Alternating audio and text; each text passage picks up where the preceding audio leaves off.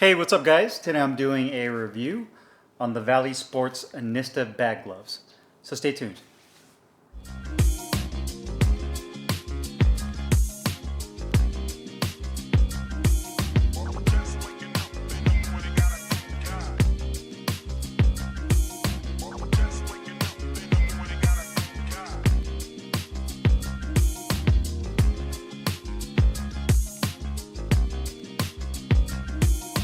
Hey, what's up guys? Carlo here, and today I'm doing a review on the Vali Sports Nista bag gloves. It comes in this one colorway and design, all black. A little bit of white. It has more of an old school bag glove look to it.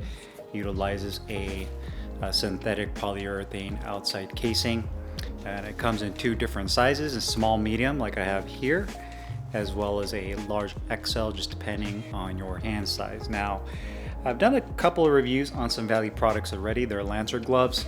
I really wanted to try out these Nista gloves because they are relatively affordable, and to me these are kind of like an entry-level bag glove. So if you're somebody that's on a budget or you don't want to spend a lot of money and you want to get yourself an old school style bag glove with an open thumb design to where you can work on bag work on strengthening your hands, your fists, your forearms, and you're more of a fan of that visceral feel when you're doing bag work, then this would definitely be a good choice compared to some of the other bag gloves I've tried. Now, looking at it design wise, again, it looks really clean, nothing too crazy. You do have that Vali logo on top right there on the middle section of the hand compartment, and it does say Vali right here on the Velcro strap.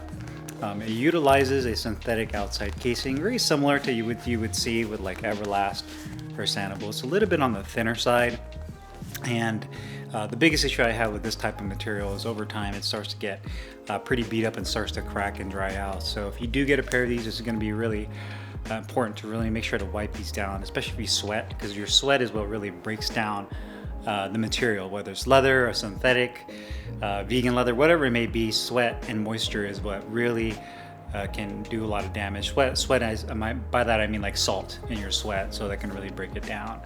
It does have more of a semi-gloss look, and it uses 1 inch of closed cell foam over the knuckle area, so you get a good bang out of these as well as a good amount of feedback. Coming to the palm side, you do have a perforated palm right there for ventilation, and I'd say a medium-sized grip bar that has some good firmness to it. It is an open thumb design, which I'm a big fan of. Gives you full flexibility. Obviously, you would never use these for sparring. This is going to be primarily for bag work. You also have a 1.5 inch wraparound Velcro strap. There's a small, medium right there. And I do like the Velcro strap as well, with more of a rounded cuff that has about, I'd say, 3/4 of an inch of padding around the entire cuff. And then you also have that satin nylon liner on the inside. The quality of these are pretty good, actually. I mean, all things considered, you know what your expectations are when you're spending money on more of a cheaper budget entry-level product. But I mean, all things considered, the stitching looks really good. You know, the balance is there. Both gloves weighed the same, so I believe the left was 4.9 ounces. The right glove was at 5 ounces, so pretty much exactly on weight, which is a good thing to see in terms of making sure the gloves are consistent, both structurally and weight-wise. You can see it has a pretty good balance to it. Has a hinge point right there. But again, these are these old style bag gloves. You're not really using these for the most protection. You know, as you can see some of the stitching overlapping there. The thumb is done nicely. You do have that piping around the thumb. You know, some of the stitching there. I can show you guys. So all the little details for a glove like this isn't bad, but again, I would temper your expectations in terms of longevity with this bag glove. Comfort, sliding your hand in here. Thumb's not going to be an issue because your thumb is going to be completely free. I do like the depth of the finger compartment, and it is extremely broken in, which you expect from a bag glove, or if you want to call it a bag mitt. It does have a little bunching up of the material in the finger compartment. It's not a huge deal, but it would have been nice if they kind of smoothed that out. Or use a different kind of liner.